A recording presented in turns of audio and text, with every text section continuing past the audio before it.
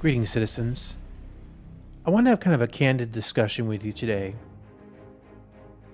I was at my work last night. I work overnights.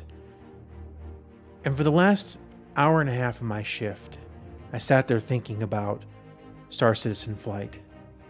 And the reason it was so prevalent on my mind, more so than usual, was because yesterday I got into the Starfighter Inc.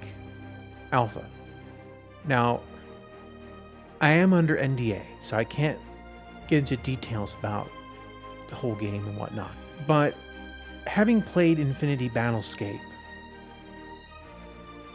and seeing the greater flight model that's there, the idea that the player is more in control and it's less automation or less simplification of flight, but still very manageable. And I was impressed by that game. Still am. I'm looking forward to them going into a more open state on June 15th, I believe. But after I got my control set up for Starfighter Inc. and played for a while, it occurred to me just how much CIG is being beaten by the oncoming competition when it comes to flight. I mean badly.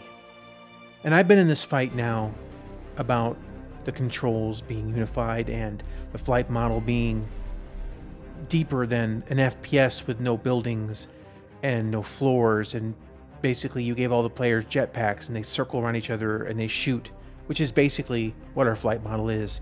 It's descent without any walls, but even less deep than that because you just point and click on your enemy.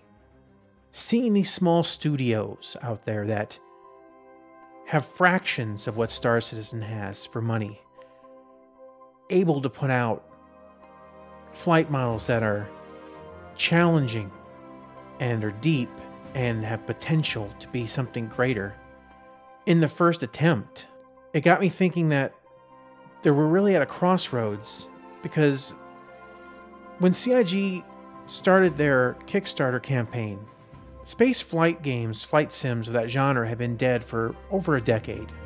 Chris Roberts' name was very powerful among that genre, and his name was a big selling point for the success that Star Citizen's funding campaign had. So between Star Citizen and Elite Dangerous, that's pretty much all there was. Now, while I'm not a fan of some of the choices that Elite Dangerous has in their flight, and some of the later choices with like the Engineers expansion and so on, their controls are dead on. I will always give them that. But still, there was very little competition. Not much to stand in the way of the revenue stream that CIG has available. It's kind of like if Chris Roberts was a world-class race car driver back in the day. They won all the races, took home all the trophies. Everyone knew who they were, and they retired. A decade or so later, they come back, and they say, we're going to take the title back. We're going to show everyone we can do it. So CIG goes out and gets an engineer to build a great car. An engineer by the name of John Pritchett. They say to him, we want a physics-based game. We want it to be deep, and we want it to be meaningful. Or in this case, we want a really great sports car. So Mr. Pritchett goes out, designs a car, sleek lines, great engine, just everything a driver could hope for. Something that definitely jumped right back into the mix. And the car's built, and it's delivered to CIG. And the first thing CIG does, they take a look at the car, they walk around it, kick the tires. They're not quite happy with it. Some things are too conventional, and they want to go ahead and fix those things. They look at the tires and say, everyone's done round wheels before. We can do better than that. And they spend a good amount of money making triangle wheels and slap those on the car. And then they sit inside and they see that there's a steering wheel in there, and they go, steering wheel? That's so 10 years ago. And they get their laptop and they get it plugged into the car's computer system and set up a mouse pad on the dashboard. Of course, now they can't feel the road, but hey, it's more modern. And they take this wobbly creation down because they notice that the fuel's running low, and they take it down to their local Texaco. And there's that owner's manual that instruction manual that Pritchett's laid out that respects the nature of the car. They just throw it in the back seat and they pull into a pump. And outside there's other race drivers, other people that compete in their cars. Some of them more expensive than others, some really, really inexpensive, but custom built. And they get out and they grab the closest pump and start filling up the car with diesel. And all the drivers around them, all these people, all these professionals that have experience in the realms of driving are going, whoa, whoa, whoa, whoa, what are you doing? Stop, stop. You're going to ruin the car. And they're already curious as it is because they got triangle wheels and a mouse on the dashboard. But, this is by far the most egregious thing. The wrong fuel inside the engine is going to absolutely just make the engine broken. This will finish it off. But they ignore the drivers. They ignore those professionals and say, everyone's done high octane before. We're doing it differently this time. And they start pumping that diesel in. And they crank up the engine. Black smoke shoots out. The engine shudders. The car shudders on its triangle wheels, and they start swaying side to side as they try to get the car to drive straight with their zero-order driving device. And they try to enter races and enter race after race, and over time, more drivers enter the fray and they enter the competition, and they've respected their machines. No matter how much money was put into them, whether they had a few $1,000s or they had $1 million, it doesn't matter. There was a respect there for the underlying components of that machine. And money flowed out of their pockets trying to repair the car and try to make it work. Refusing to change the things that were causing the problem. Refusing to put the right fuel in the engine. And eventually the money dries up and they can no longer afford to be part of that race.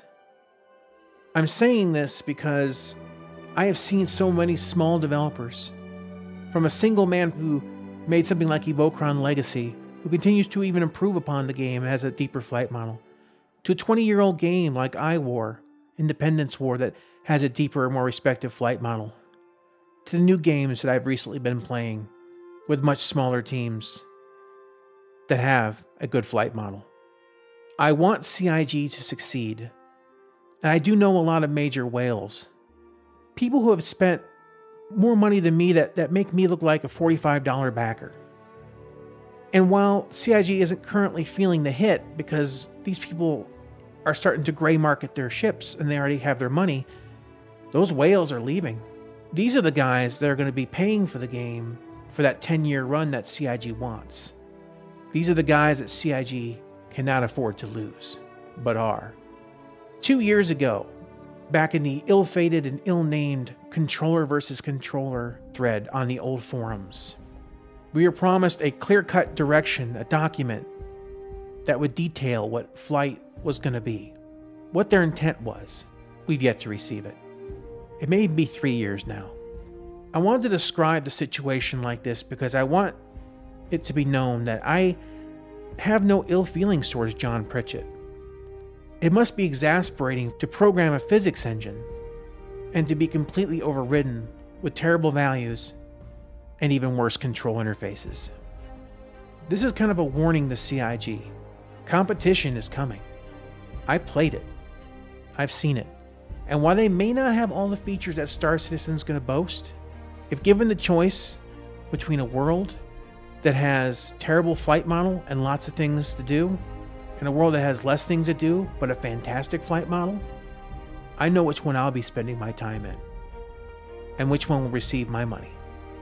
And the reason I haven't gray marketed off my ships and things like that is not because I have faith that CIG will change course on their flight model, but the people that I know and the great pilots that are out there, real world and enthusiasts of sims, when the time comes that private servers are a thing, you're going to see some real good flight models show up.